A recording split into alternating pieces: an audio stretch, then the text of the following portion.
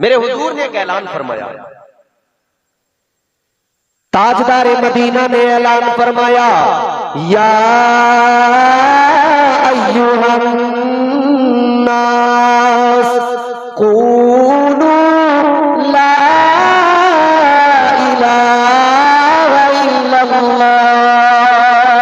मेरे मुस्तफा जाने रहमत ने ऐलान कर दिया, तौहीद का ऐलान हो गया, अल्लाह ताला की वहदानियत, समदियत, खल्लाकियत, रज़्ज़ाकियत का ऐलान। ताजदारे मदीना ने जब ये ऐलान किया, मेरे मुस्तफा जाने रहमत ने अल्लाह ताला की किबरियाई का ऐलान किया। अहले मक्का ने इस ऐलान को सुना, सरदारा ने मक्का ने इस ऐलान को सुना।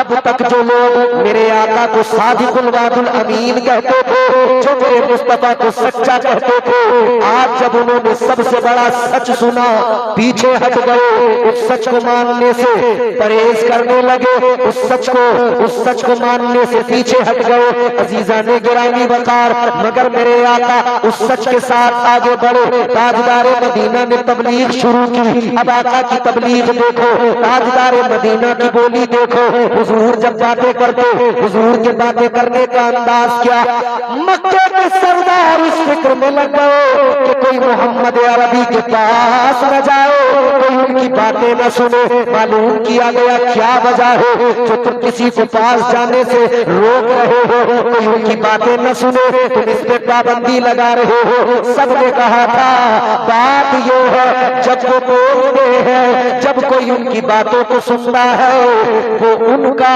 दीवाना हो जाता है। नारे तकबीर, नारे रिसालत, नारे गौसियत, मसलके आला हजरत रहमत दो आलम कॉन्फ्रेंस, नारे तकबीर, नारे रिसालत, जिंदाबाद जिंदाबाद। बहुत ये तो हुजूर का बोलना और एक हमारा बोलना।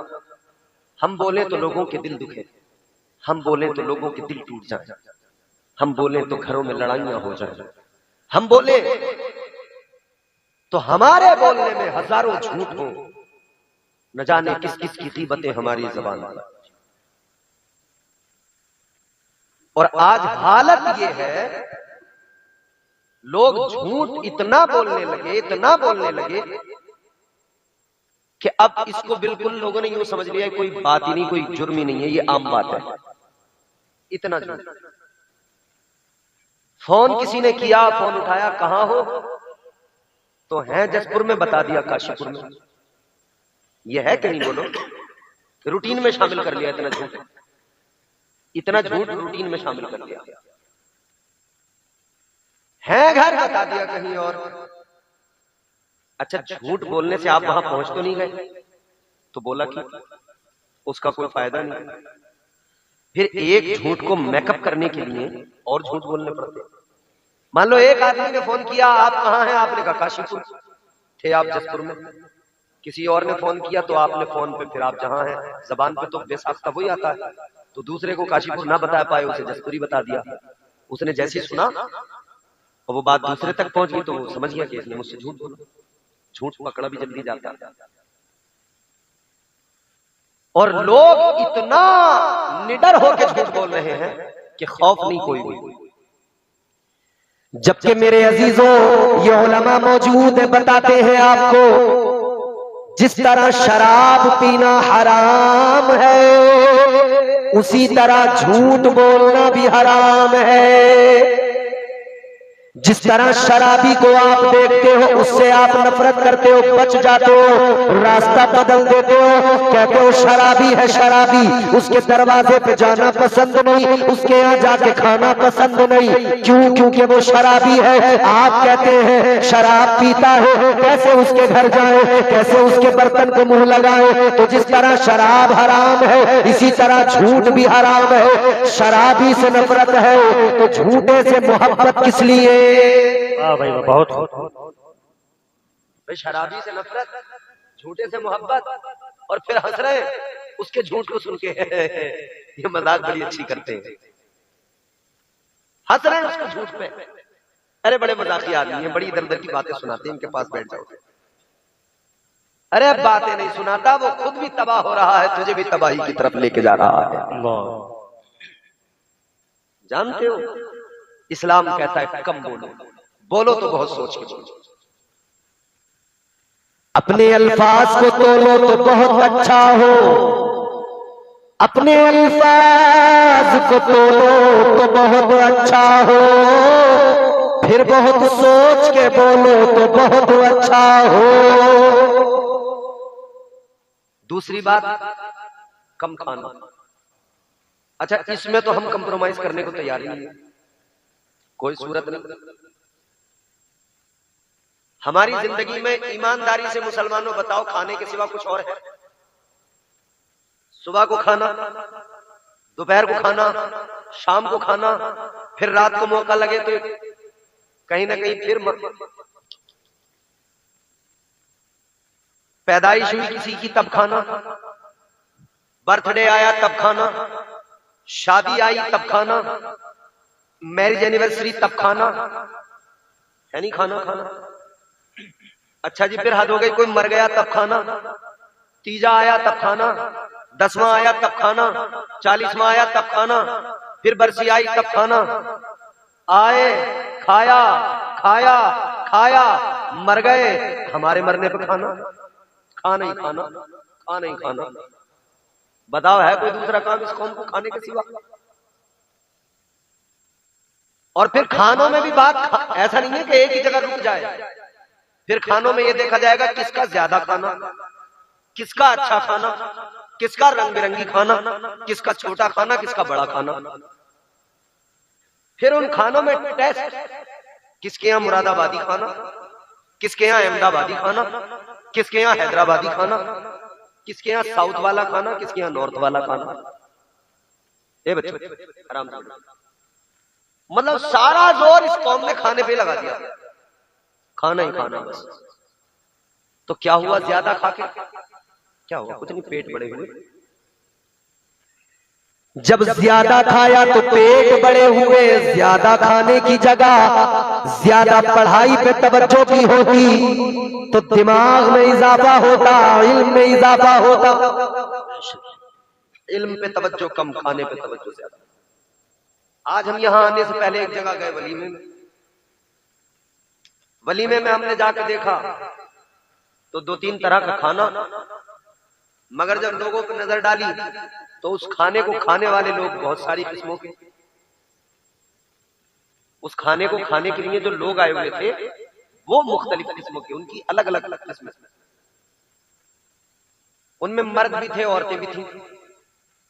फिर मर्दों में कई वैरायटी के मर्द थे, औरतों में कई वैरायटी की औरतें। कुछ बाल खोल के खाने आई थी, कुछ दुपट्टे गलों में डाल के खाने आई थी, कुछ मेकअप की परतें चढ़ा के खाने आई थी। मतलब सारा फोकस खाने पे ही लगा दिया। इस्लाम कहता है कम खाओ, बुजुर्गों की तालीम कम खाओ।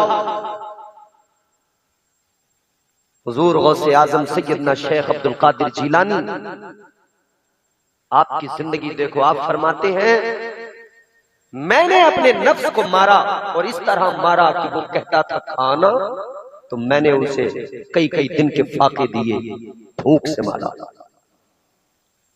इसका मतलब ये हुआ ज्यादा खाने से नफ्स गालिब आता है, कम खाने से नफ्स काबू में आता है। और मैं इसकी आपको एक बात इस ज़िम्न में और भी बता दूं,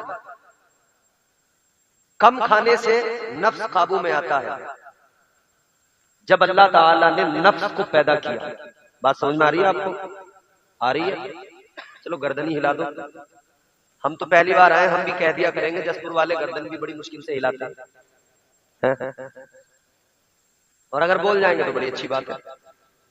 अल्लाह ताला ने नफ्स को पैदा फरमाया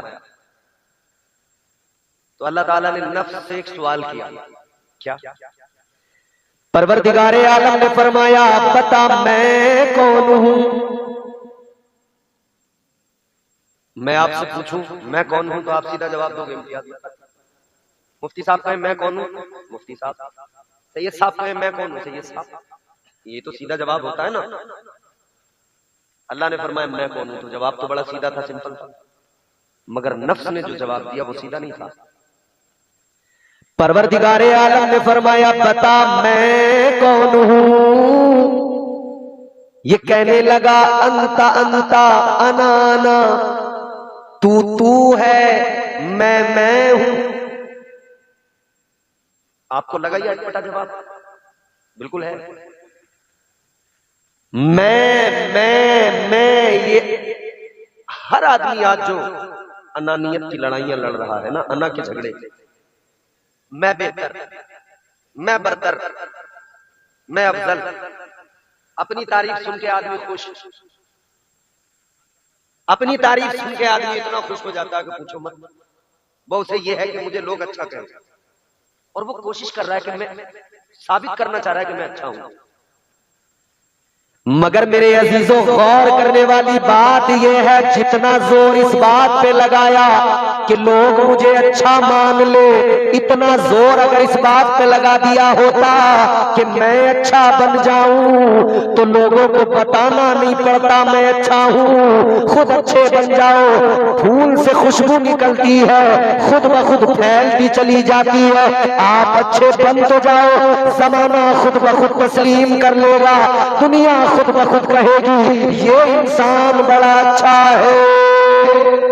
सुभान अल्लाह, सुभान अल्लाह। फिर इस पे जोर नहीं देना पड़ेगा कि मुझे अच्छा कहो, मुझे अच्छा मानो, मुझे अच्छा समझो, नहीं। अच्छा बनने की कोशिश करो। अल्लाह ताला ने फरमाया बता मैं कौन हूं। कहने लगा अंता अंता अना अना, तू है मैं हूं। अल्लाह को ये पसंद नहीं अनानियत, अल्लाह नाराज हुआ। परवरदिगार ने फरिश्तों को फरमाया ले जाओ दोज़ख में डाल दो। दोज़ख में डाल दिया गया। कब तक? सूफिया फरमाते थे 300 साल तक दोज़ख में रखा गया, 300 साल तक दोज़ख में अज़ाब दिया गया। और बाज़ बुजुर्ग फरमाते 1000 साल तक। अच्छा 300 भी मान लो तो 300 साल कुछ कम होते हैं। 50 साल में आदमी रिटायर हो रहा है।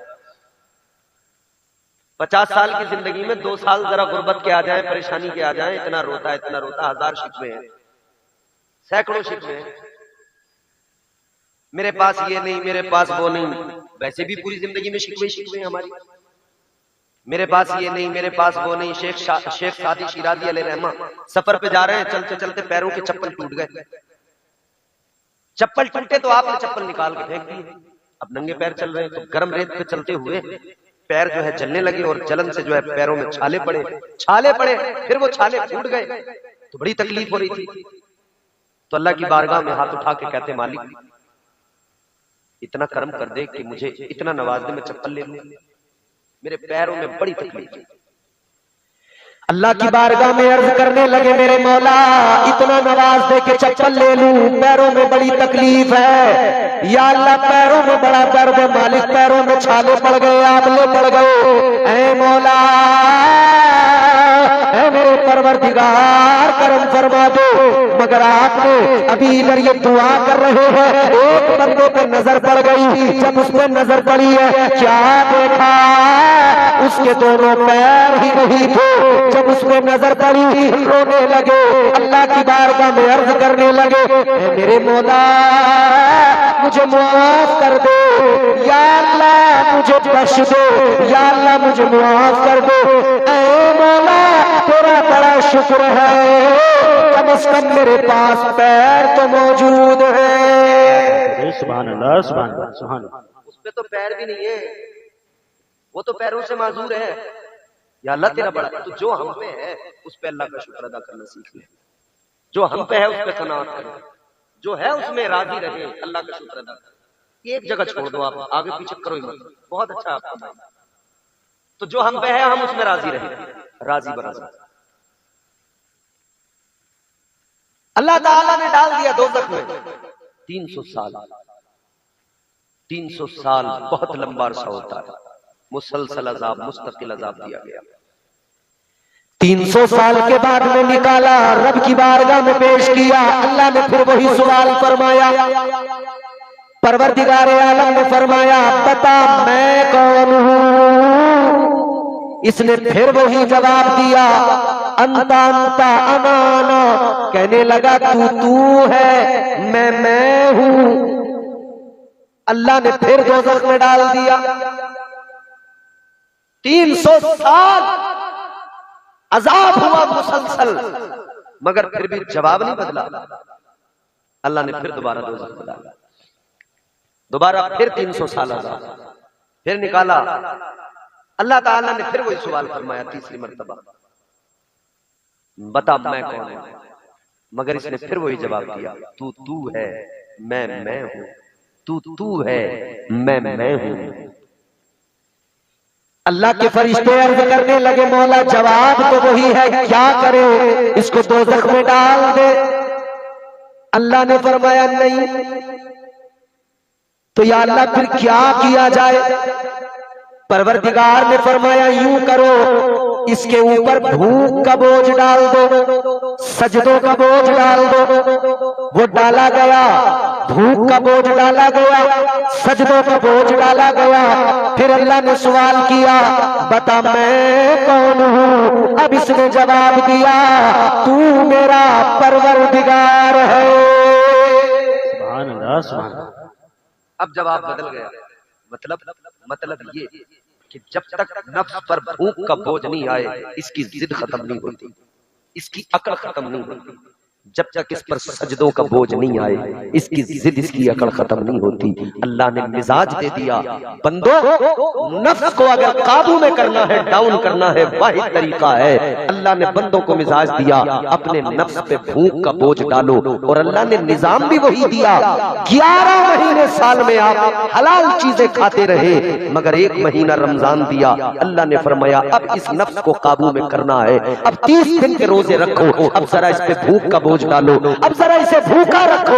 अब इसे भूखा रखोगे, ये काबू में आएगा। ये 11 महीने के अंदर जितना बिगड़ गया है, 1 महीना इसे काबू में लाओ, 1 महीना इस पे कंट्रोल करो। और हमारे बुजुर्गों ने, औलिया ने सिर्फ रमजान के रोजे नहीं रखे, बल्कि वो मुस्तकिल साल भर रोजे रखते रहते थे, 6-6 महीने रोजे रखते रहते थे, नफली रोजे रखते रहते थे। वजह क्या थी? वजह ये थी कि अपने नफ्स को काबू में रखा करते थे। बुजुर्गों ने नफ्स को काबू में रखा, कम खाने से आज इस कौम ने ज्यादा खाना शुरू कर दिया।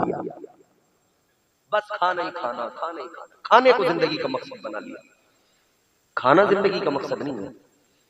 खाना तो खाया जाएगा, मगर जीने के लिए, जीने के लिए खाया जाता है, खाने के लिए नहीं जिया जाता। कितने लोग दुनिया में आए, खाए, चले गए, आए, खाए, चले गए, उसके अलावा कुछ भी नहीं किया। सारी जिंदगी गुजर गई, नमाजें नहीं पढ़ी, सारी जिंदगी गुजार दी, रोजे नहीं रखे, इबादतें नहीं की, आए, खाए, चले गए, खाने में जिंदगियां गुजर गई, खाने में जिंदगियां गुजार दी। मगर अजीजों, मकसद हयात खाना नहीं, मकसद हयात तो अल्लाह की इबादत है। मकसद हयात खाना नहीं, मकसद हयात तो रब को राजी करना है, मकसद हयात तो अल्लाह को मनाना है, मुस्तफा की गुलामी है। याद रखना, जिसने रब को राजी कर लिया, बस समझ लो उसने सारे जग को राजी कर लिया। और अगर किसी ने दुनिया को राजी किया, रब को राजी नहीं किया, तो उसने कुछ नहीं किया। जिंदगी टोटल वेस्ट, जिंदगी पूरी बेकार। इसीलिए याद रखना, अल्लाह को मनाने की जरूरत है, वरना याद रखो, किसी कहने वाले ने कहा पिए से लो, कभी तूफान से ताकत छीन लेता है, वो जालिम बादशाहों से हुकूमत छीन लेता है। बहुत ही सादगी से तुम गुजारो जिंदगी अपनी, हवा में उड़ने वालों से वो शोहरत छीन लेता है। वो अपने नेक बंदों को कभी रुसवा नहीं करता, मगर भटके हुए लोगों से जन्नत छीन लेता है। जिंदाबाद, जिंदाबाद। नारे तकबीर, नारे रिसालत, नारे गौसियत, मसलके आला हजरत उलमाए अहले सुन्नत मौलाना इम्तियाज बरकाती साहिब क़िबला। नारे तकबीर, नारे रिसालत। बहुत तो ये जो मैंने 3 चीजें, अच्छा तीसरी चीज कम सोना, कम सोना।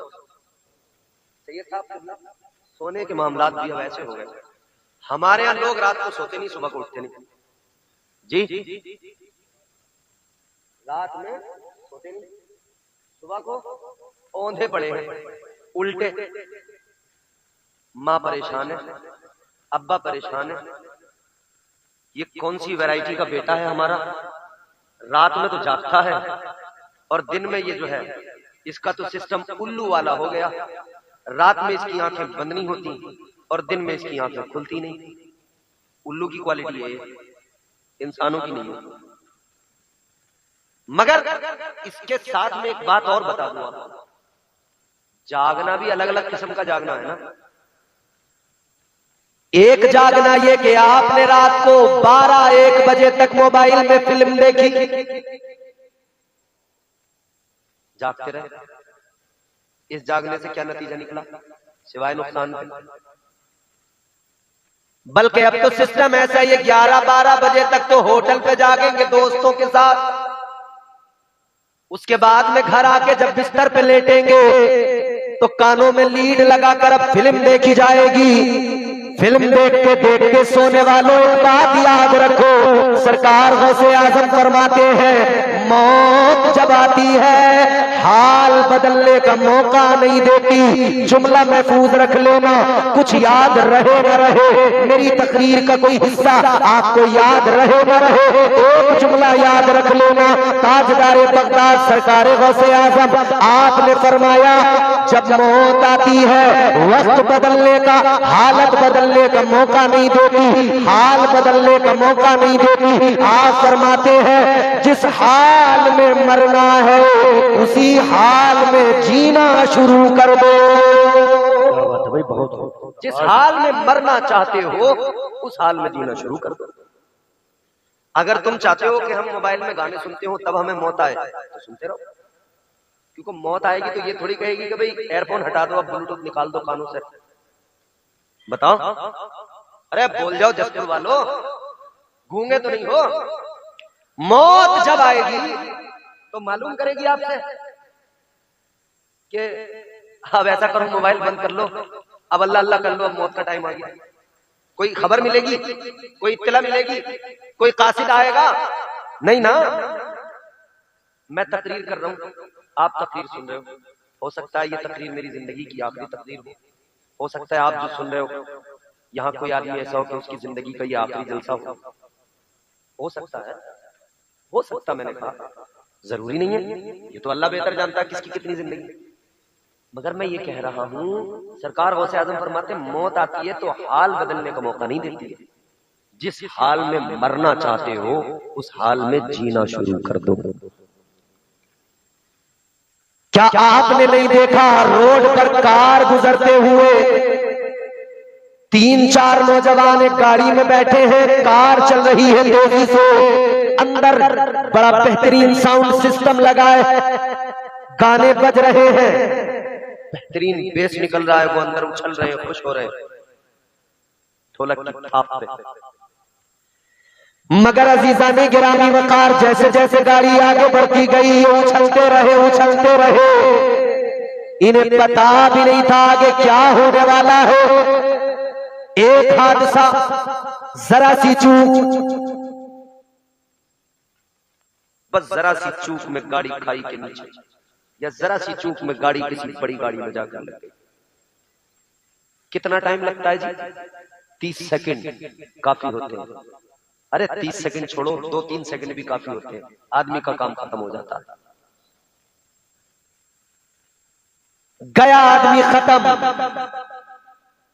और इस तरह की मौत जब होती है ना, हादसाती मौत, एक्सीडेंट में, कत्ल वगैरह में, फिर क्या होता है? पोस्टमार्टम होता है, लेकर जाते हैं, वहां जाके सारे कपड़े उतार लेंगे, फिर वहां ग्राइंडर आता है, उससे जो है सर खोलेंगे, ऑर्गन निकालेंगे, जिस्म खोलेंगे, ऑर्गन निकालेंगे, फिर उसको मोटी वाली सुई से, बारीक वाली सुई से नहीं, मोटी वाली सुई से, यूं मोटी वाली सुई से मोटे धागे से सी देंगे।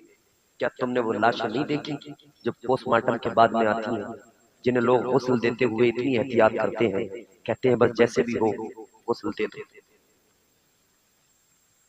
याद रखना मेरे जवानों, जब मौत आती है वक्त हाल जिस हाल बदलने का मौका नहीं देती, आती है तो आ जाती है।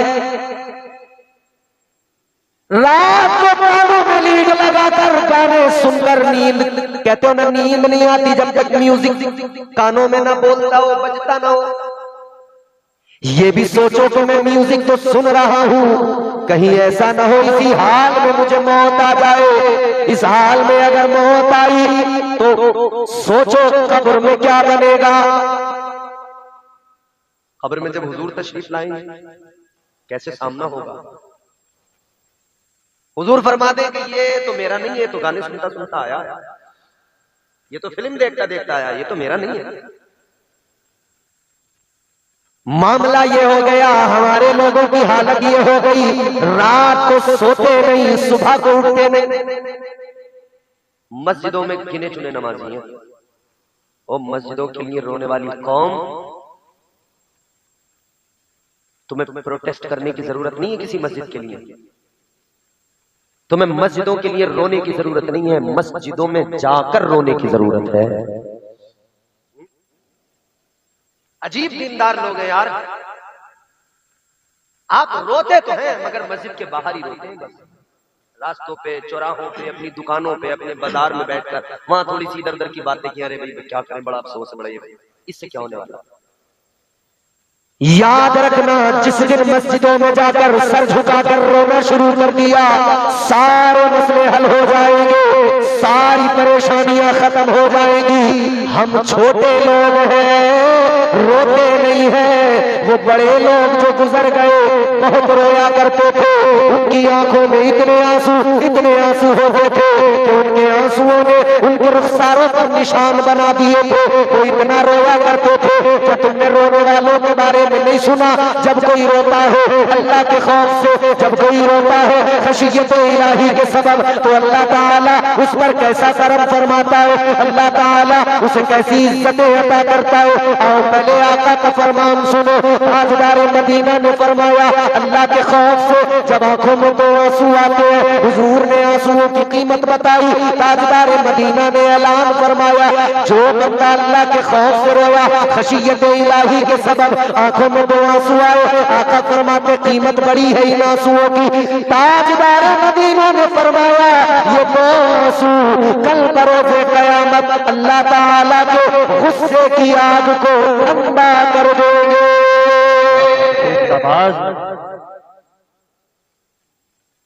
रो ना कभी, दुनिया के लिए तो बहुत रोते हैं।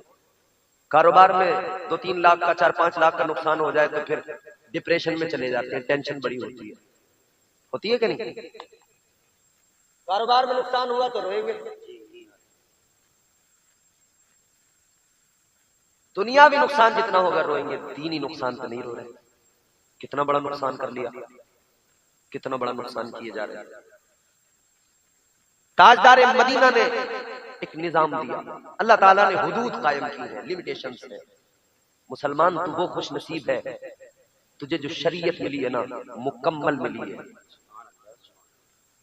तुझे सोने जागने से लेकर उठने तक, इबादतों तक सब कुछ तेरा मजहब सिखा रहा है। बात करने का सलीका, बोलने का सलीका, अंदाज़े गुफ्तगू, सब कुछ तुझे तेरा रब सिखा रहा है, महबूब खुदा सिखा रहे हैं। मगर हम सीखने को तैयार नहीं है। क्यों? जलसों में मौलाना लोग सिखाते हैं तो हमारी कौम है, हमारी कौम की हालत यह है कि जलसे सीखने सिखाने के लिए कम, मनोरंजन के लिए ज्यादा होने लगे।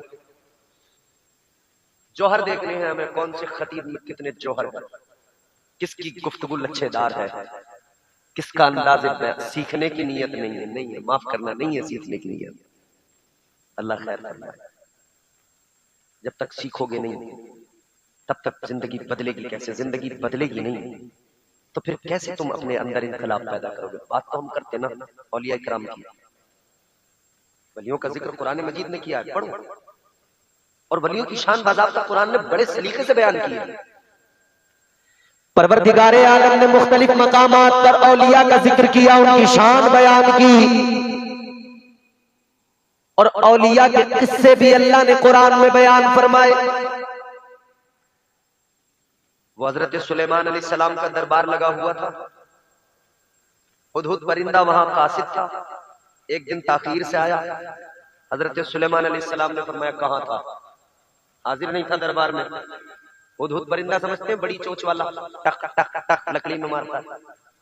यहाँ तो जसपुर में शायद लकड़ी वकड़ी का काम भी ज्यादा होता है, मैंने सुना, अल्लाह वाला मुझे ज्यादा नहीं पता। वो परिंदा क्या काम था जी उसका? खबरें देना। क्या काम था? अरे बोलो क्या काम था? खबरें देना। अंबिया अलैहिस्सलाम ने खबरों का काम किससे लिया? जानवर से, परिंदे से जी। खबरें देना मतलब मीडिया का काम। किसका? मीडिया का काम। कौन कर रहा था? परिंदा, जानवर। हजरत सुलेमान अलैहिस्सलाम ने मीडिया का काम जानवर से लिया, मगर हमें यह पता नहीं था कि मीडिया अपना सफर उल्टा करेगा और वहीं पहुंचेगा। खैर, हजरत सुलेमान अलैहिस्सलाम ने फरमाया कहां था? क्योंकि आपने पहले फरमा दिया था माकूल वजह नहीं हुई तो सजा दी जाएगी। हुदहुद परिंदा कहने लगा है पैगंबर खुदा, ऐ अल्लाह के पैगंबर, मैं सफर कर रहा था, प्रवास कर रहा था, मुझे एक और हुदहुद मिला। और जल्दी मैं अपनी बात समेट रहा हूं, खत्म कर रहा हूं, तवज्जो से सुनना।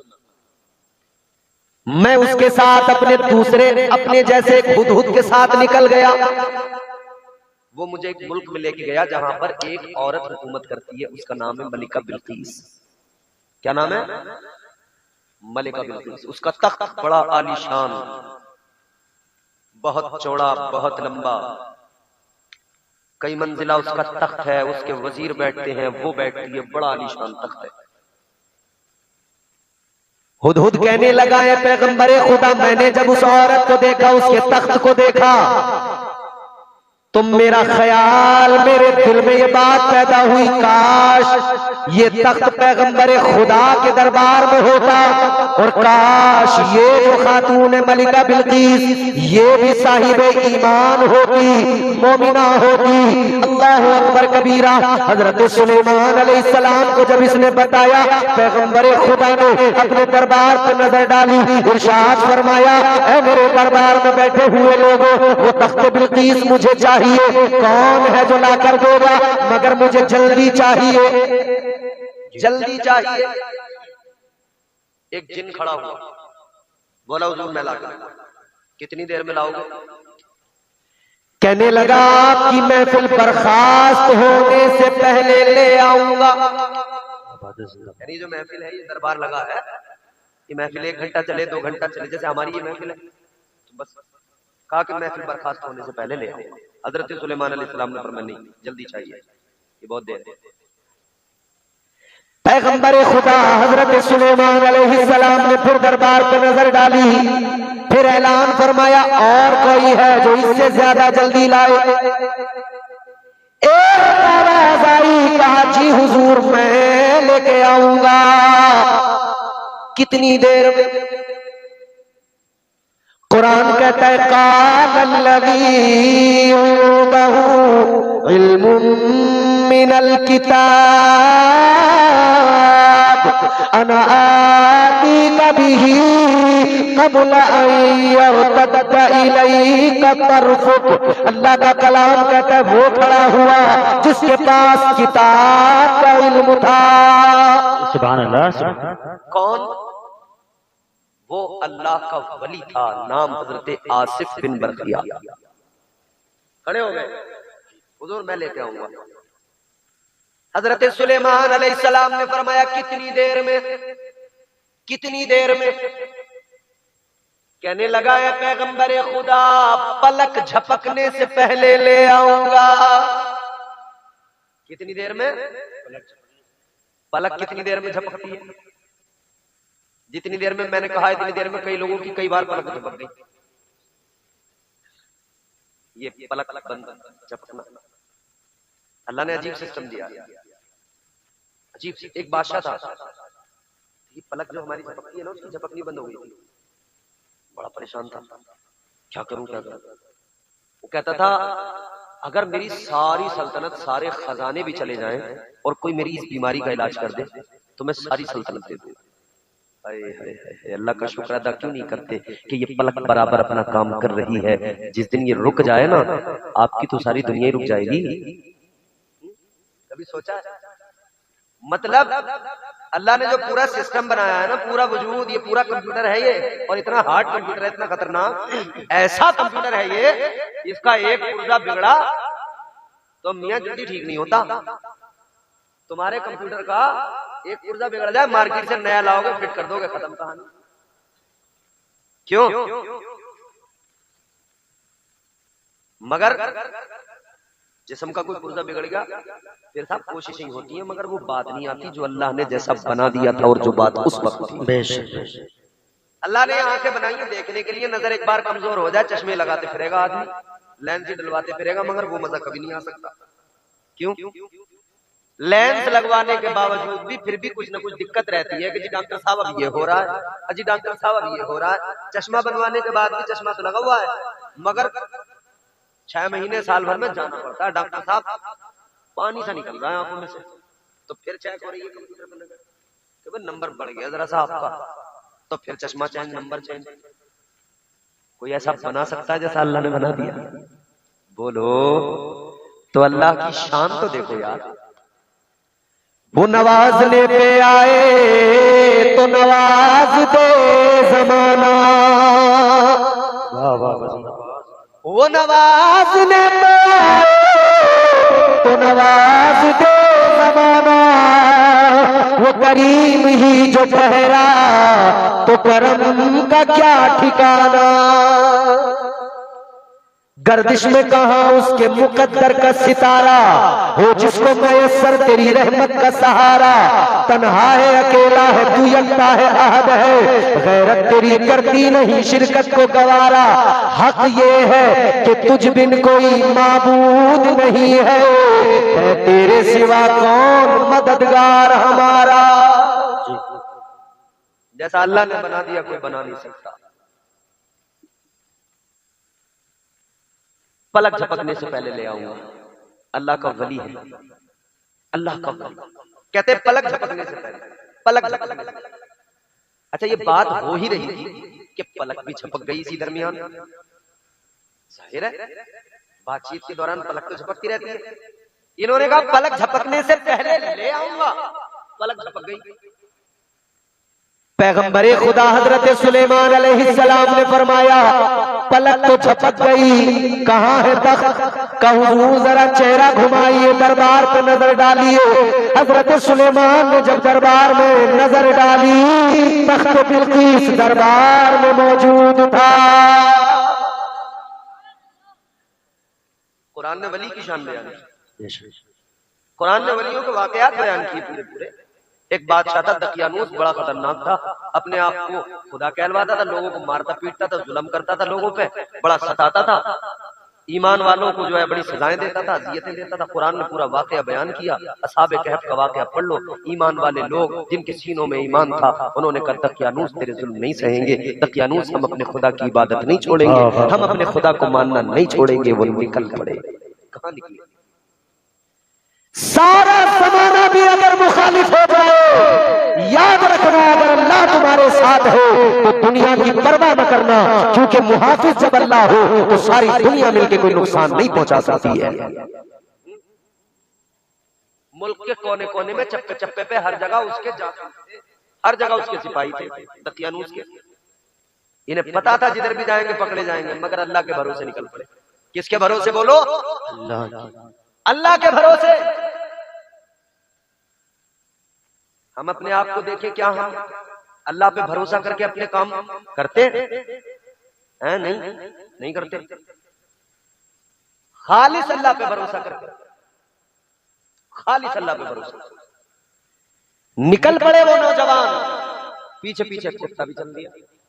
इन्होंने कहा कुत्ते को मारो, कुत्ता भौंकता है, बोलेगा तो हम पकड़े जाएंगे। कुत्ते ने अल्लाह की बारगाह में अर्ज किया, मौला मुझे ज़बान अता फरमा, मुझे कुव्वत गोयाई अता फरमा, या अल्लाह मैं बात करना चाहता हूँ, मैं कलाम करना चाहता हूँ। अल्लाह ने कुव्वत गोयाई अता फरमाई। कुत्ता कहने लगा तुम ईमान वाले हो, मुझे छोड़ के ना जाओ, बोलूंगा नहीं, भौंकूंगा नहीं, बेफिक्र रहो, बस मैं भी तुम्हारे साथ चलना चाहता हूँ। चल दिए। अल्लाह ताला ने कुरान मजीद में जिक्र फरमाया, इस तमाम वाक़े का इन लोगों का जिक्र किया। अल्लाह ने फरमाया अम हसिबता अन्ना अस्हाबल कहफी वर्रक़ीम कानू मिन आयातिना अजबा।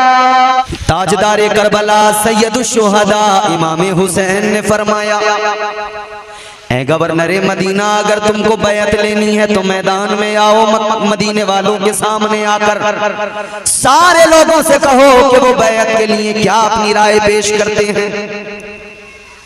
अच्छा, मसला इमाम हुसैन, अब्दुल्ला इब्न जुबैर, अब्दुल्ला इब्न उमर, ये वो अशखास थे जिनके लिए यजीद कोशिश में था कि किसी सूरत इनकी बैत मुझे मिल जाए। ताजदारे करबला सैयदुश शुहदा वापस चले आए गवर्नर हाउस से। मरवान ने कहा था, ऐ वलीद जाने न दो, अगर आज चले गए तो गजब हो जाएगा, ये मौका दोबारा हाथ नहीं आएगा। अगर आज ये बैत करते हैं तो ठीक है, बैत न करें तो कत्ल कर दो। इमाम हुसैन को जलाल आया, इमाम हुसैन ने तलवार निकाली, फरमाया, ओ बेगैरत, अगर तुझ में हिम्मत है तो आ, मेरे कत्ल की बात करने वाले तू आजा, मेरा मुकाबला कर ले। सहम गया, डर गया हुसैन, निकले गवर्नर हाउस से, आ गए। सुबह हुई, हजरत अब्दुल्ला इब्न जुबैर से मुलाकात हुई। का ऐसा मामला है का बिल्कुल गुमान हमारा दुरुस्त था कि यजीद बैत का मुतालबा करेगा। ताजदारे मदीना वाली ये कायनात मुस्तफा करीम के गुलामों, खबरें आती रही, हुसैन टालते रहे, खबरें आती रही, हुसैन टालते रहे, खबरें आती रही कि हुसैन बैत कर लो, बुलावे आते रहे कि बुलाया है गवर्नर मदीना ने, वलीद बिन उक़बा ने बुलाया है, लेकिन मेरे मौला हुसैन ने जाने से इनकार किया, यूं ही डालते रहे। फिर मौला हुसैन समझ गए अब चारे कार कोई नहीं है, अब अगर मैंने बैत नहीं की तो बात हद से बढ़ेगी, फिर तलवारें निकलेंगी, खून खराबा होगा। हुसैन को कतई गवारा नहीं था कि नाना मुस्तफा के शहर में खून बहाया जाए, नाना मुस्तफा के शहर में तलवारें बाहर निकले। हुसैन को गवारा नहीं था कि नाना के प्यारे शहर में खूरेजी हो। इमाम हुसैन ने फैसला कर लिया मदीना छोड़ के जाना है। हजरत अब्दुल्ला इब्न जुबैर पहले ही चले गए थे, आप बहाना करके निकल गए छुपकर। इधर हुसैन ने भी फैसला कर लिया। इमाम हुसैन ने भी घर आकर बहन से मशवरा किया, अपनी प्यारी बहन ज़ैनब से कहा, ज़ैनब मामला ये है, अब बताओ क्या किया जाए। हजरत ज़ैनब ने भी मशवरा दिया, ऐ मेरे भाई, अब मदीना रुकना मुनासिब नहीं, अब नाना के प्यारे शहर को छोड़ना पड़ेगा। दोनों भाई बहन का मशवरा हुआ। हुसैन ने सबसे कहा, तैयार हो जाओ, सामाने सफर तैयार करो। सबको तैयार कर रहे हैं मौला हुसैन, और खुद चले गए नाना मुस्तफा की बारगाह में इजाजत लेने के लिए। बारगाह मुस्तफा में हुसैन, खुदा की कसम वो कैसा मंजर होगा ना। पैदा वहीं हुए, परवरिश वहीं हुई हुसैन की, और फिर आखिर वो वक्त आया कि इमाम हुसैन को वही शहर, नाना का प्यारा शहर छोड़ना पड़ रहा है। गौर करो मेरे अजीजों, सैयदुश शुहदा ताजदारे करबला इमाम हुसैन नाना की बारगाह में आए। नाना की बारगाह में आकर सलाम पेश किया, सलाम पेश किया तो आंखों में आंसू आए। अर्ज करने लगे, नाना ये प्यारा शहर आपका, मुकद्दस मुबारक शहर मदीना, कि आपके कदमों की बरकत से ये मदीना बना। ये तो यसरब था, बीमारियों का घर था। या रसूल अल्लाह, आपने इसमें कदम रखे, ये मदीना बन गया, गुलजार बन गया, इसकी मिट्टी खाके शिफा बन गई। हे आका, आपका ये प्यारा मुकद्दस बाबरकत शहर, या रसूल अल्लाह, जहां आपने अपनी जिंदगी गुजारी, अपनी जिंदगी के 23 बरस गुजारे, जहां से आपने इस्लाम की तबलीग की है, जहां से आपके सहाबा तैयार हुए हैं, दुनिया भर में इस्लाम को पहुंचाया है, इस्लाम की तरफ जो इशाअत यहां से हुई है। या रसूल अल्लाह, ये प्यारा प्यारा मुकद्दस शहर आका, आज क्या दिन आ गए कि आपके नवासे को इस मदीने को छोड़ना पड़ रहा है। या रसूल अल्लाह, ये वो प्यारा शहर है जहां मैं पैदा हुआ, जहां मेरा बचपन गुजरा, जहां मैंने आपकी आगोश में तरबियत पाई, आका जहां मैं आपकी आगोश में पला बढ़ा, ये वो शहर मुबारक के मस्जिद नबवी के सहन में खेलते खेलते मेरा बचपन कब गुजर गया एहसास नहीं हुआ। या रसूल अल्लाह, ये प्यारा प्यारा मुबारक मुकद्दस शहर है आका, जहां आप जलवागर हैं, जहां आपका मज़ार मुबारक है। या रसूल अल्लाह, ये वो मुबारक पाकीज़ा शहर है जहां मेरी अम्मी सैयदा फातिमतुज़ ज़हरा मौजूद है। मेरी अम्मी का मज़ार मुबारक, उनकी कब्र अतहर मौजूद है। मेरी अम्मी सैयदा यहीं आराम कर रही है, मेरे भाई मौला हसन यहीं आराम कर रहे हैं। या रसूल अल्लाह, ये प्यारा शहर है मेरे आका का। या रसूल अल्लाह, ये प्यारा शहर, मगर दिन कैसे आ गए, हालात कैसे हो गए। या रसूल अल्लाह, इस शहर को छोड़ने की नौबत आ गई है आका, अब मैं इस शहर को छोड़ के जा रहा हूँ। हुसैन की आंखों में आंसू है। मज़ारे मुस्तफ़ा पर शाम होते ही इमाम आए, इजाजत की गरज से आखिरी करने सलाम आए। कहा रोकर सलामे ताजदारे आलमे इमका, सलामे सलामे सैयदे आलम, सलामे सरवरे ज़ीशान। जरा देखो तो चेहरा, जरा देखो तो चेहरे से उठाकर गोशे दामा। हुसैन इब्ने अली पर तंग हैं तैबा की अब गलियां, जरा हुजरे से निकलो ऐ मकीने गुंबदे खजरा। जरा देखो तो अहले बैत पर हैं सख्तियां क्या क्या। यजीदी दौर है, इस्लाम है सरकार खतरे में, नवासा आपका इस वक्त है दुश्मन के नरगे में। हुसैन नाना की बारगाह में रो कर ये गुजारिशात पेश कर रहे हैं, रो कर ये आका को अपना हाल सुना रहे हैं। कहते हैं या रसूल अल्लाह, मैं कुर्बान है मुझे नाजो नाम से पालने वाले, मसाइब आने वाले दम जदन में टालने वाले, हमारी बेकसी दरमानदगी की लाज रख लेना, हमें नजरों में अपनी साहिबे महराज रख लेना। बस अब क़िबला दी मुझको जाने की इजाजत हो, लबे अतहर से फरमा दो हुसैन अब जाओ रुखसत हो। मदीने से शहे कौनैन का नूरे नजर निकला, वतन से बेवतन होकर वतन का ताजवर निकला। हुसैन आका की बारगाह से रोते रोते निकले, मुस्तफा के करम ने सहारे दिए, मुस्तफा के करम ने रूहानी तसल्लियां दी। निकले नाना की बारगाह से अश्क बहाते बहाते रोते रोते अपनी अम्मी जान के कब्र अतहर पे पहुंच गए, जन्नतुल बकी के अंदर पहुंच गए। जाकर अपनी अम्मी की बारगाह में रोकर सलाम किया, ऐ मेरी अम्मी जान, ऐ सैयदा, मैं वो हुसैन हूं जिसकी तकलीफ आपको गवारा नहीं। ऐ सैयदा, मैं वो हुसैन हूं कि हुसैन अगर रोता था आपका दिल बेकरार हो जाता था। ऐ सैयदा, मैं वो हुसैन हूं अगर कोई तकलीफ आती थी तो आप तड़प जाया करती थी। रो के हुसैन अर्ज करने लगे, मेरी अम्मी जान आज क्या दिन आ गया, ऐ मेरी अम्मी आज कैसा वक्त आ गया, आज आपके बेटे को मदीना छोड़ना पड़ रहा है। ऐ मेरी अम्मी आज मैं मदीना छोड़ के जा रहा हूँ। ऐ अम्मी, मदीने की अजमतें अपनी जगह हैं, मगर मैं क्या करूँ, हालात अब मुझे मदीने में रहने की इजाजत नहीं देते।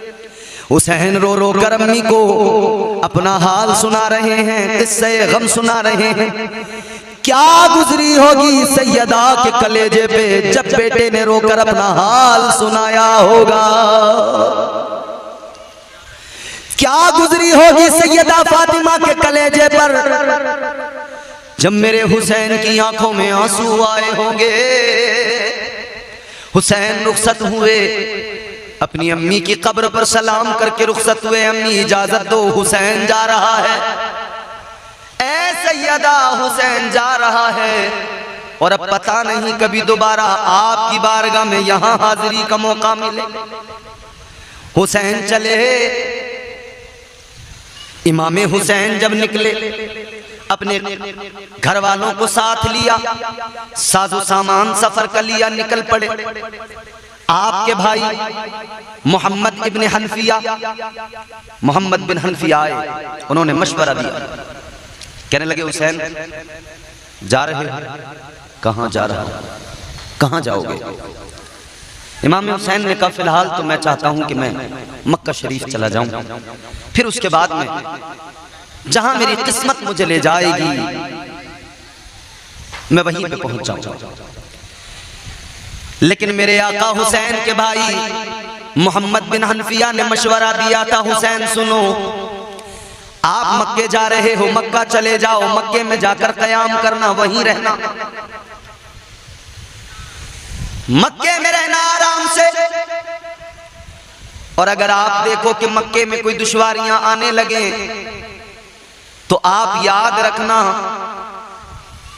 शहरों की तरफ न जाना, आप पहाड़ों और रेगिस्तानों की तरफ निकल जाना, छोटी आबादियों में देहात में कयाम करना और एक जगह पर मुस्तकिल कयाम न करना, एक जगह से दूसरी जगह मुंतकिल होते रहना, ताकि आपको हालात भी पता लगते रहे, हर जगह का माहौल भी आपके सामने हो, फिर एक मुस्तकिल फैसला कर लेना। अगर आप देखो कि लोगों का नजरिया, आप अगर पाओ कि लोग यजीद से बेजार हैं और आपकी बैत के लिए बेकरार हैं, तो आप फिर बैत करना, बैत लोगों को करना अपने हाथ पर, और लोग आपसे फिर जुड़ते चले जाएंगे। ये मोहम्मद बिन हनफिया ने मेरे मौला हुसैन को मशवरा दिया जाते जाते। अलगरज इमाम हुसैन निकल गए मदीना मुनव्वरा की शाहराहों से गुजरते हुए। मदीना मुनव्वरा से जब मेरे आका हुसैन निकले, रास्ते में पहुंचे तो रास्ते में हजरत अब्दुल्ला बिन मुती से मुलाकात हुई। उनसे जब बातचीत हुई उन्होंने भी यही कहा, ए हुसैन मक्का चले जाओ, मक्के में रहना, मक्के को छोड़ कर न जाना। और कहते हैं हुसैन हरगिज हरगिज कूफे का इरादा न कर लेना, ए हुसैन किसी भी हाल में कूफे की तरफ जाने का इरादा नहीं करना। सुनियो अब ये दास्तान जरा गौर से सुनो, खुदा की कसम कलेजा मुंह को आता है। मशवरा तो सबने दिया था कि कूफा की तरफ न जाना, और ये जो असहाबे पैगंबर के मशवरे थे कूफा की तरफ न जाना, ये खैर खाही के सबब थे, इसलिए थे कि वो कूफा वालों की बेवफाई से वाकिफ थे, जानते थे कि कूफा के लोग बेवफा हैं, जानते थे कि कूफा के लोग बेवफा हैं। अब्दुल्ला बिन मुती ने कहा, ए हुसैन कूफा वाले बड़े जालिम हैं, बड़े बेवफा हैं, बड़े धोखेबाज हैं।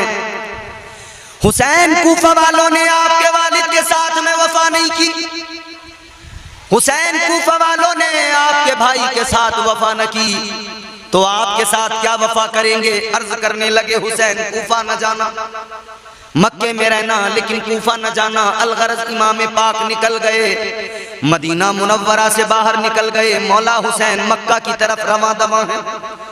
जानिबे मक्का मेरे मौला हुसैन चल पड़े। मक्का शरीफ पहुंचे तो मक्के वालों को खबर मिली, मक्के वालों ने हुसैन का इस्तकबाल किया, जोरदार इस्तकबाल किया। हुसैन पहुंचे तो मक्के वाले मिलने के लिए बार बार आते जाते रहे, हुसैन से मुलाकातें करते रहे। मक्के वालों ने कहा था हुसैन यहीं पर रहिए आराम से।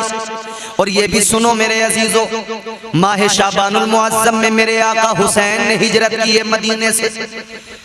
रमजान से पहले वाला जो महीना है उस महीने में आका हुसैन निकले हैं। ये भी अंदाजा कर लो ये परेशानियों का दौर, ये परेशानियों का वक्त कब से शुरू हुआ?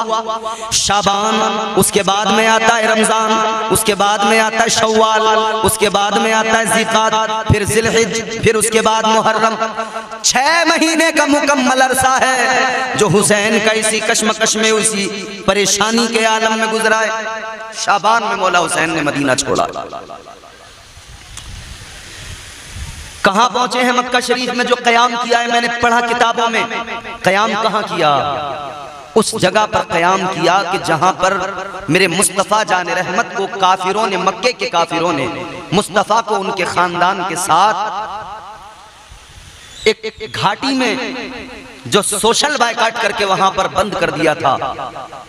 शेबे अबू तालिब जिसका नाम है शेबे अबी तालिब, उसके अंदर मेरे हुजूर ने परेशानी के और मुसीबत के और वो दर्द के दिन गुजारे थे कि जिन दिनों में इस्लाम की गुर्बत थी, इस्लाम का हाल ये था, गुर्बत का हाल ये था, खुदा की कसम कि न खाने को कुछ था न पीने को कुछ था। हजरत साद बिन अबी वकास कहते हैं कि मैं भी हुजूर के साथ गया था, हालांकि हुजूर के कबीले से नहीं थे, हुजूर के खानदान से नहीं थे, लेकिन हजरत साद बिन अबी वकास हुजूर से मोहब्बत करते थे, हुजूर से बड़ा प्यार करते थे। तो जनाब हजरत साद बिन अबी वकास भी हुजूर के साथ चले गए थे उसी घाटी के अंदर, शेब अबी तालिब के अंदर। वहां हाल ये था, न खाने को कुछ रह गया था, न पीने को कुछ रह गया था। हालत ये थी जब बच्चे रोते थे तो उन्हें पत्ते चबाने के लिए दिए जाते थे। हालत ये थी मेरे अजीजों, इस्लाम की गुर्बत भी कभी देख लिया करो। इस्लाम की गुर्बत तुम्हें और हमें ये बताएगी कि इस्लाम कैसे फैला है, इस्लाम हम तक आया कैसे है। शेब अबी तालिब के अंदर वो परेशानियां, वो मुश्किलों का दौर था। अजीजाने गिरामी उल कद्र गौर तो फरमाइए, मेरे आका हुसैन ने वही कयाम किया। हजरत साद बिन अबी वकास कहते हैं कि मुझ पर ऐसा वक्त भी शेब अबी तालिब में गुजरा है जब भूख लगती थी, पेट मेरा भूख से मैं जब बिलबिलाता था, पेट अंदर कमर की तरफ जाता था। कहते हैं मैं तलाश करता था कुछ खाने को मिल जाए, जब खाने को कुछ नहीं मिलता था, कहते हैं एक रोज मैंने देखा एक चमड़े का सूखा टुकड़ा मुझे मिल गया। मैंने उस सूखे टुकड़े को चमड़े के उसे पानी में डालकर नरम किया और उससे अपने पेट की आग को बुझाया है। वो शेब अबी तालिब है, उसी के अंदर जाकर हुजूर के नवासे ने, हजरत इमाम हुसैन ने कयाम किया है। मक्के के अंदर इमाम हुसैन ने इधर कयाम किया, इधर मक्के वालों से गाहे बगाहे मशवरे भी होते रहे। मक्के वाले आकर हुसैन को मशवरे भी देते रहे, क्योंकि मशवरे में खैर है। मेरे हुजूर का फरमान है, इमाम हुसैन से असहाब पैगंबर मिलते थे, हुसैन को मशवरे दिया करते थे। हुसैन मक्के के अंदर थे, गोया मक्के वाले खुश थे कि आज नवासे मुस्तफ़ा ने कम से कम मदीना शरीफ से हिजरत तो की। ये दुख की बात है मगर ये खुशी की बात है कि हमारे दरमियान मौजूद हैं, हमारे शहर में मुबारक पाकीज़ा शहर इस मक्कतुल मुकर्रमा में आकर क़याम पजीर हुए हैं। इस बात पर अहले मक्का खुश भी हुआ करते थे। शहजादे मुस्तफ़ा नवासे मुस्तफ़ा इमाम हुसैन ने मक्के में वक्त गुजारा। अब यहाँ इमाम हुसैन मक्के के अंदर, उधर कूफा के लोग, कूफा वो जगह है, वो शहर है कि जिसको हजरत मौलाए कायनात मौला अली मुश्किल कुशा ने अपना दारुल खिलाफा बनाया था। मदीना शरीफ दारुल खिलाफा रहा।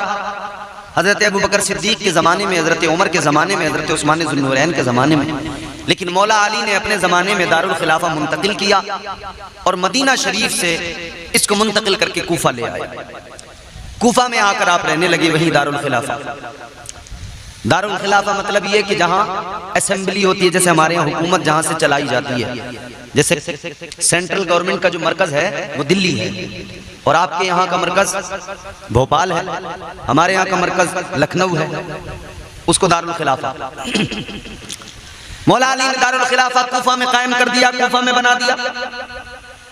तो मौला अली से मोहब्बत करने वाले जितने भी लोग थे, उनके मुहिब्बीन सारे फिर वो इधर उधर जो बिखरे हुए थे वो भी कूफा में आ गए और कूफा में वो सुकूनत उन्होंने इख्तियार कर ली, कूफा में वो भी रहने लगे। तो ये शहर पहले से ही मशहूर था कि ये मौला अलीउल मुर्तजा के मुहिब्बीन, उनके शियों का शहर है।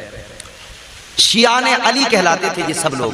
मुल्ला बाकर मजलिसी ने अपनी किताब, शियों के बड़े आलिम है मुल्ला बाकर मजलिसी, उन्होंने अपनी किताब जलालुल उयून के अंदर लिखा है कि ये जितने लोग थे जो शियाने अली कहलाते थे, ये सारे शिया जमा हुए और इन्होंने एक मीटिंग की मशवरा किया और उसमें इन्होंने कहा कि देखो इधर तो यजीद तख्त नशीन हो गया है, उधर हुसैन मदीना छोड़कर मक्का पहुंच गए हैं। तो इन्होंने कहा कि आप सब लोग जो इस मीटिंग में मौजूद हो, अगर आप सब के सब चाहो तो हुसैन को खत लिखा जाए, लेकिन याद रहे अगर तुम उनके साथ जानो माल के साथ, उनकी मोहब्बत में जानो माल कुर्बान करने का अगर अज़्म रखते हो और हौसला रखते हो, तभी तुम ये खत लिखना। ये मीटिंग तैयार हो गई, मशवरा हो रहा है, बात रखी गई, ऐ शियो, ऐ हुसैन से मोहब्बत करने वालों, हुसैन के बाबा अली से प्यार करने वालों, अगर हुसैन की हिमायत में तुम्हारी तलवारें निकल सकती हो तब खत लिखना। अगर हुसैन की हिमायत में तुम अपने जानो माल कुर्बान करने का हौसला रखते हो तब खत लिखना। सबने एक जबान होकर कहा था, हाँ हम अपनी जानो माल हुसैन पर कुर्बान कर देंगे, हम हुसैन की बैत करेंगे, हुसैन हमारे लिए, हम यजीद की बैत कबूल नहीं करेंगे, इमाम बरहक हमारे लिए इमाम हुसैन है। यजीदियों ने खत लिखने शुरू किए, इन कूफियों ने खत लिखने शुरू किए,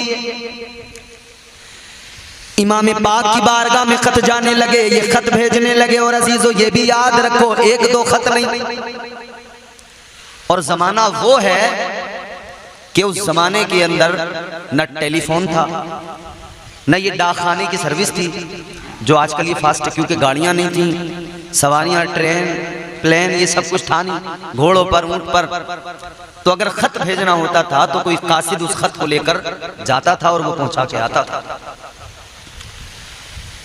ऐसे माहौल में सोचो, करबला इराक में, मक्का मुकर्रमा हिजाज, काफी तवील डिस्टेंस, फासला दोनों के दरमियान। अजीजाने गिरामीउल कद्र गौर फरमाइए, ये कूफी वहां से खत भेजते रहे, खत भेजते रहे, खत भेजते रहे।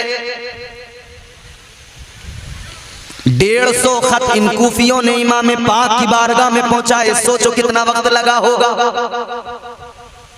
और क्या इनकी कैफियत रही होगी इतने खत भेजने पर। रिवायात तो यहां तक भी हैं कि 12,000 तकरीबन खत भेजे, लेकिन उलमा इस रिवायत पर इत्तेफाक करते हैं कि 150 तकरीबन 150 खत इमाम पाक की बारगाह में भेजे गए। खत भेजे गए कि मौला हुसैन, यजीद फासिक व फाजिर है, हम जानते हैं, हम यजीद की बैत नहीं करना चाहते, हमने यजीद की बैत से इनकार कर दिया है। ए मौला हुसैन, हम आपकी बैत करना चाहते हैं, आप तशरीफ ले आइए, हम अपने जानो माल आप पर फिदा कर देंगे, हम अपने जानो माल आप पर कुर्बान कर देंगे। ए मौला हुसैन, आप चले आइए, आप कूफा आ जाइए, हमें इमाम बरहक की तलाश है, हम आपकी बैत करेंगे। ए हुसैन, आप आ जाइए, यहाँ पर आपके मुहिब्बीन, यहाँ पर आपके दीवाने मौजूद हैं, आपके शिया मौजूद हैं, आपकी बैत करेंगे, हमारी तलवारें आपकी हिमायत में होगी, हमारी तलवारें आपकी नुसरत के लिए होगी। ए हुसैन, आप आइए, यहाँ से एक लश्कर की शक्ल बनेगी और फिर यजीद का तख्त जो है, वो तख्त, यजीद के तख्त को हटा दिया जाएगा, मिटा दिया जाएगा, आपको खलीफा मुकर्रर किया जाएगा। अल्लाहु अकबर कबीरा। अजीजाने गिरामीउल कद्र खत आते रहे। जब 150 खतूत इमाम पाक की बारगाह में आए तो मेरे आका हुसैन ने मक्का शरीफ के अंदर मशवरा किया, असहाबे पैगंबर को जमा किया, मेरे आका हुसैन ने उस दौर के अशराफ को जमा किया, मुअज़्ज़ज़ अशराफ मक्का को जमा किया, मोतमद लोगों को जमा करके इमाम हुसैन ने मशवरा किया उनसे। मौला हुसैन ने फरमाया, ये खतूत मुझे कूफियों की जानिब से आ रहे हैं, एक दो नहीं 150 खतूत आए हैं, अब बताओ क्या किया जाए, अब बताओ क्या फैसला लिया जाए। तो अहले मक्का ने कहा था, असहाबे पैगंबर ने कहा था, हुसैन आप मक्का छोड़ के हरगिज न जाना, इन कूफियों की बातों का एतबार न करना। ए हुसैन, ये कूफी फरेब देने वाले लोग हैं, इन्होंने आपके बाबा को फरेब दिया, धोखा उनके साथ किया। ए मौला हुसैन, आपके भाई हसन मुज्तबा के साथ फरेब किया, उनको इन्होंने धोखा दिया। ए इमाम पाक, आप इनकी चालों में नहीं आना, आप इनकी बातों में नहीं आना, आप हरगिज कूफा न जाना, आप हरगिज मक्का न छोड़ना। अल्लाहु अकबर कबीरा। सबने इनकार किया था, मगर अजीजाने गिरामीउल कद्र इमाम पाक मसले की जो नाजुक सूरत हाल थी उसको भी समझ रहे थे। इमाम पाक ने फरमाया, देखो ये जो खतूत आए हैं, ये जो इस दर्जा इसरार है, और सिर्फ खत नहीं, वफूद भी आए थे, वफ्द भी आए थे मिलने के लिए। इमाम पाक ने फरमाया, अगर इस हालत में हमने कोई फैसला नहीं लिया तो उन्होंने खत में यह भी लिखकर भेजा था कि अगर आप नहीं आए और मजबूरन हमें यजीद की बैत करना पड़ी तो इसके जिम्मेदार आप होंगे, हम कल मैदान महशर में अल्लाह के हुजूर अर्ज कर देंगे, ए मौला हम बैत हुसैन कैसे करते, इमाम बरहक की बैत कैसे करते। हमने उन्हें बहुत बुलाया मगर वो नहीं आए। अब इमाम पाक के सामने ये सूरत हाल है, अब मौला हुसैन इसी कश्मकश में है कि आखिर क्या किया जाए, आखिर किस तरह से इस मामले की नजाकत को समझा जाए। अब इमाम हुसैन ने मशवरे के अंदर फरमाया, ऐ लोगों सुनो, अगर हम नहीं जाते हैं तब ये भी खिलाफ शरा होगा कि अगर कल मैदान महशर में अल्लाह ने सवाल कर लिया, हुसैन जब तुझे बुलाया जा रहा था, जब इस्लाम को खत्म किया जा रहा था, जब इस्लाम की अजमत को मजरूह करने की कोशिशें की जा रही थी, तब हुसैन तुम क्यों नहीं गए? तुम क्यों जुल्म के खिलाफ खड़े नहीं हुए? तुम क्यों जबर के खिलाफ खड़े नहीं हुए? जब अदल का जनाजा निकाला जा रहा था, ए हुसैन तब क्यों नहीं गए? हुसैन ने कहा, अगर अल्लाह ने मुझसे सवाल किया तो मैं क्या जवाब दूंगा? लिहाजा इमाम हुसैन ने फैसला कर लिया, बिलाखिर इस नतीजे पे पहुंचे, लोगों से कहा, मक्के वालों से, ए मक्के वालों तुम्हारी मर्जी ये है मैं न जाऊं, और खुतूत देखकर ये जरूरी हो जाता है कि जाया जाए। लिहाजा बीच का रास्ता ये है कि पहले अपनी तरफ से किसी को अपने कायम मकाम बनाकर भेज दिया जाए, ताकि वो वहां की खबर देखे, वहां के हालात देखे, वहां के हालात से जब वो हमको आगाह करे, जब वो हमें खत लिख के भेजे तो फिर हम बाद में जाएंगे, फिर बाद में हालात सूरत हाल समझ में आएगी, फिर हम कूफा रवाना हो गए। सबने कहा जैसी आपकी मर्जी। इमाम पाक ने अब किसको तैयार किया? अजीजा ने गिरामी उल कद्र अपने चचा जाद भाई हजरत अली के छोटे भाई हजरत अकील, उनके बेटे जनाबे इमाम मुस्लिम को चुना गया। हजरत मुस्लिम का इंतखाब हुआ, कहा मुस्लिम तुम कूफा चले जाओ, वहां के हालात देखना, लोगों को बैत करना, मेरी बैत लोगों से लेना, तुम वहां पर बैत लेना, और हालात अगर साजगार हो तो एक खत लिख कर रवाना कर देना, हालात अगर दुरुस्त हो तो मुझे खत लिखना, तुम्हारा खत आएगा तब मैं यहाँ से कूफा आऊंगा। अगर हालात साजगार न हो तो मुस्लिम तुम भी वापस आ जाना, तुम भी वहां पर न ठहरना, कयाम न करना। अल्लाह अकबर कबीरा अजीजो। हजरत इमाम मुस्लिम ने कहा ठीक है। इमाम पाक की बारगाह में अर्ज कर दिया, हुजूर ठीक है चला जाऊंगा। आप जब निकले जाने के लिए आपने सफर का सामान बांधा, सामान सफर तैयार किया, तो आपके दो छोटे छोटे बेटे हजरत मोहम्मद और हजरत इब्राहिम दोनों आ गए। कहने लगे अब्बा कहाँ जा रहे हो? आपके साथ हम भी जरूर जाएंगे, आपके साथ हम भी जरूर जाएंगे। बच्चों ने इसरार किया। हजरत मोहम्मद और हजरत इब्राहिम हजरत इमाम मुस्लिम के दोनों बच्चों ने इसरार किया, तो हजरत इमाम मुस्लिम ने उनको भी साथ लिया। एक बेटी थी उनके पास में जिसका नाम था सकीना।